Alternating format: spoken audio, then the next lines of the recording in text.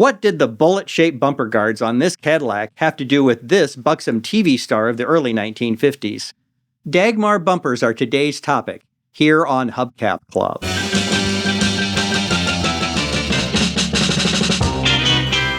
Today's video is a lighthearted and hopefully entertaining deep dive into one of the oddest styling cues to appear on cars of the 1950s.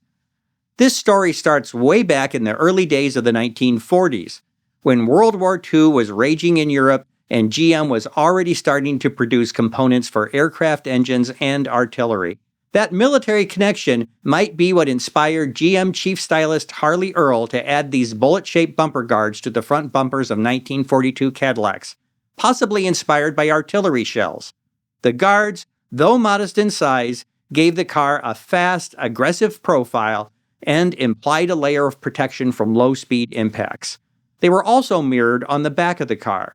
Passenger car production was halted soon after the U.S. entered World War II, so the 1942 model year was cut short. When Cadillac production resumed in October 1945, the cars were virtually unchanged from the 42s, and those modestly sized bumper bullets rode again. These ornaments, in one form or another, would adorn all Caddies through the 1958 model year.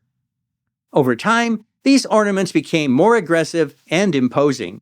They grew from subtle bumper bullets to hyper-aggressive bumper bombs. One GM designer obsessed with adding bombs to bumpers was Ed Glowowski, who Harley Earl put in charge of the new Special Automobile Design Studio in 1947. Just check out his proposed design for the 1948 Cadillac. Ed didn't just supersize them, he added little fins to the top and bottom and moved the bombs to either side. Earl loved Ed's sketches, which led Glowowski to oversee the highly influential 1951 LeSabre concept car, which featured two sizable bumper bombs right up front and center. It's no coincidence that 1951 was also the year bombs grew dramatically bigger on production Cadillacs. In addition to the LeSabre, bumper bombs appeared on many other GM show cars of the 50s, including this 1953 Cadillac Le Mans. Meanwhile, a young woman named Virginia Ruth Egner moved from West Virginia to New York City. Her statuesque figure got her noticed and led to work as a pinup model, which progressed to small roles in two Broadway musicals. In 1950, she landed her first TV gig as a cast member of the late-night television variety show Broadway Open House. The curvaceous blonde was redubbed Dagmar by the show's host, and she would keep that stage name for the rest of her show business career. Although mostly forgotten today, Dagmar was one of the biggest female stars of early television. She graced the cover of Life magazine, briefly starred in her own late-night TV show called Dagmar's Canteen, and made guest appearances on many primetime TV shows, trading jokes with stars like Eddie Cantor, Milton Berle, Bob Hope, and Frank Sinatra. Dagmar!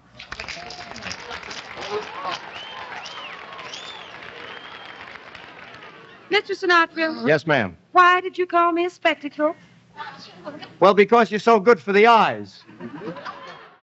Dagmar even recorded a comedic duet with Sinatra called Mama Will Bark that reached number 21 on the Billboard charts. But what does this 1950s TV darling have to do with chrome bumper bombs?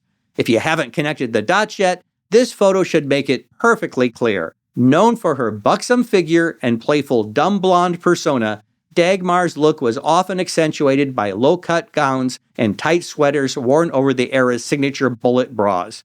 It must have been quite an honor to be named Miss Welder of 1951.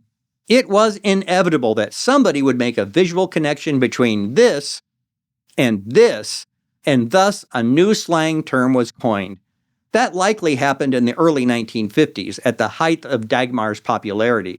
But the earliest print reference to Dagmars I could find was in the September 1956 issue of Motor Trend magazine. We'll get back to that article a little later.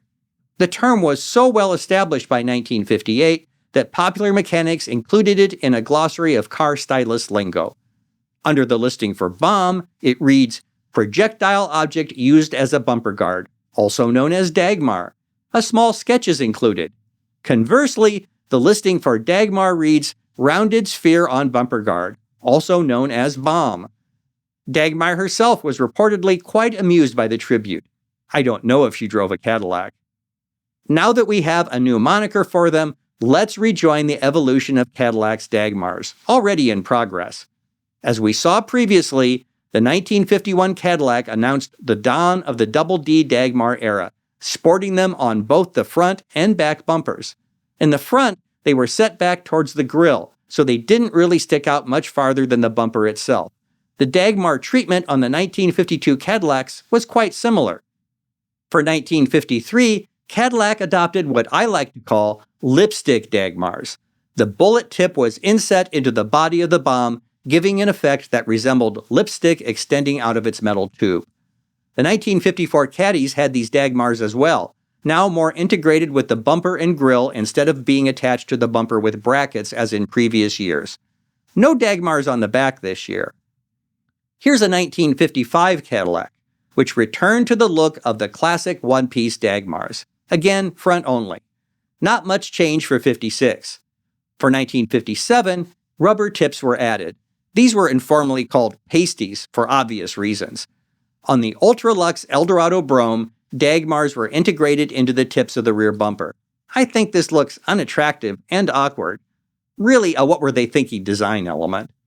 1958 was the final year for Dagmars on Cadillacs, and probably the best looking of the lot. Just like 57, they have rubber tips, but they've also sprouted wings on both sides. One wing extends in front of the grille, and the other wraps around the side of the car, following the top of the bumper. When I look at them one way, I see airplane propellers, and from another perspective, they look like fighter planes, nose cone and wings. What do you think? For 1959, Cadillac said goodbye to its beloved Dagmars. It was the end of an era. When is a Cadillac not a Cadillac? Well, when it's a customized Chevy Bel Air altered to resemble a baby Cadillac Eldorado. This is the El Morocco, a passion project of wealthy Canadian businessman and Cadillac superfan, Reuben Allender. Less than 3 dozen were produced across the 1956 and 1957 model years. This brings us back to that September 1956 issue of Motor Trend. I actually own this issue. The article about the El Morocco was titled, New Chevy? New Baby Cadillac? Guess again, for it's neither one. Here's the second paragraph where the Dagmar reference appears. Chronic Cadillac owner Reuben Allender noted this when he took delivery of his 1955 Eldorado convertible. Why not, he reasoned, take a Chevy convertible, add fins, front and rear Dagmars, rearrange side trim, and thus come up with a baby Cadillac Eldorado. Why not indeed? For 56, these humongous Dagmars were added to the Chevy's front bumper. According to Wikipedia, they were actually reversed 1937 Dodge headlight pods. Seems plausible. For 57, the El Morocco had to make do with the stock rubber-tipped Chevy Dags. But in the back, I don't even want to try and describe what's going on here. But it is pretty faithful to the 57 Eldorado Brougham. I think the El Morocco is a fascinating bit of automotive history. If you'd like to see an in-depth El Morocco episode, let me know in the comments. By the way, I want to let you know that I don't use AI chatbots to write my scripts. And whenever possible, I try to find contemporaneous sources like newspapers, magazines, and brochures. I'm not claiming to always get everything right, but it's not for lack of trying. This takes a lot of time and effort. If you appreciate this level of detail, I hope you'll express that appreciation by liking this video and subscribing to this channel. It really helps. Thanks. Thanks to Harley Earl, General Motors, and Cadillac in particular, dictated many styling trends of the 40s and 50s. In this regard, Dagmars have to take a backseat to tail fins, which appeared in some form on most makes of American cars. But there were Dagmar Copycats as well. I'll try and cover most of them here, but let me know which ones I missed. To meet my definition, a bumper ornament must end in a pointed or gently rounded bullet shape. First on my list is Mercury. In 1953, 11 years after their debut in the 1942 Cadillac, Mercury sported Dagmars on their front bumper. They were smaller than the ones on contemporary Caddies and had thin fins on top. The fins were eliminated for 1954, replaced by a half-round chromed collar outlining the back of the bullet. For 55, the Dagmars were positioned directly under the heavily hooded headlights. This would be the last year for Dags on Mercs. The 1955 Mercury Montclair is a special car for me because it's the car my parents owned for the first 8 years of my life.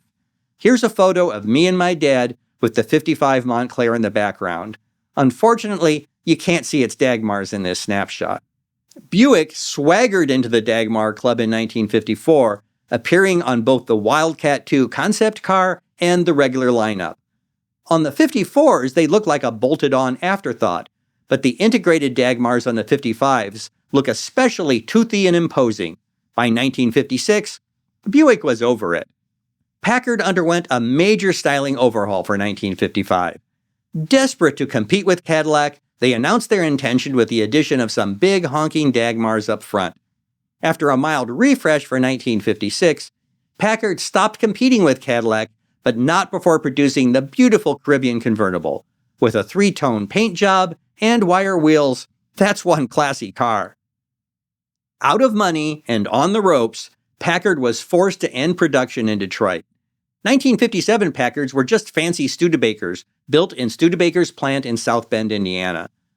The 57 Packard Clipper competed more with Oldsmobile than Cadillac, but they brought the Dagmars with them from Detroit and bolted them on the tastefully styled 57s, as well as the obnoxiously bizarre final Packards of 1958. Check out these clumsily grafted-on pods added to accommodate quad headlights. I'm saving the full tragedy of these Packard Bakers for a dedicated video, but seriously, who ever dreamed a Studebaker Hawk would be outfitted with a fiberglass catfish mouth with Dagmars for front teeth? I've always admired the 1958 to 1960 Continental and Lincoln, even though they were odd-looking, ponderous luxury cars that sold poorly. For 1960, the final year for this body, stylists added Dagmars because... Actually, I don't know why they added them 2 years after Cadillac abandoned them, but they did. For 1957, Chevy Bel Airs were outfitted with smallish Dagmars topped with rubber pasties, a clear visual tie to their Cadillac siblings. In what may have been the final appearance of bumper bullets in American cars, itty-bitty rubber-tipped bullets were offered on 61 and 63 Impalas. They may have been an option on all Impalas, but I've mainly seen them on SS models. What if your car didn't come with Dagmars? You could give your ride a bullet job with aftermarket accessories from the infamous J.C. Whitney mail-order catalog. Massive bumperette bullets for many Chevys, Fords, Pontiacs, and Ramblers were a steal at just $8.95 a pair. If you didn't like the rubber pasties on your 57 Chevy or Cadillac, you could replace them with these chrome bullets, also adaptable to many other makes in some way that's not explained in the listing. If you had a 57 Chevy 150 or 210, you could add the rubber bumper bullets that only came on Bel Airs. If you already had a 57 Chevy or Caddy with black pasties, you could switch them out for white ones. Also allegedly adaptable to many other cars, but without YouTube videos back then, you were on your own to figure out the installation. Automakers sometimes claimed that Dagmars did more than look flashy. They were supposed to protect the front end. In reality, not so much. Dagmar bumpers were made of steel and bolted right to the bumper or the frame, so any real impact just shoved the force straight into the car's structure. They weren't engineered to absorb impact. At best, they saved you from a low-speed parking scuff, but in a harder hit, they could actually make repairs worse. They're really just ornaments. Dagmars were probably better at damaging other cars than protecting yours. Wondering what happened to Dagmar after her TV fame faded and her namesake bumper bombs became passé? Well, she had a respectable career as a singer and comedian in nightclubs and in Vegas, and she acted in summer stock theater. Throughout the 50s and 60s, Dagmar appeared as a panelist on popular TV game shows like What's My Line and Hollywood Squares. Here is some great footage I found from a 1955 appearance on Masquerade Party, which was kind of a precursor to today's The Masked Singer. She eventually moved back to her hometown in West Virginia, where she passed away in 2001 at age 79. Although Harley Earl's styling gimmicks often bordered on the ridiculous, mid-20th century cars would have been a lot more boring without his influence. Whether you call them bullets, bombs, or Dagmars, conical bumper guards were flashy and flamboyant, just like Dagmar herself. Thanks for watching. Again, please like and subscribe, and if you really enjoy my videos, please leave me a super thanks. For Hubcap Club, I'm Rob.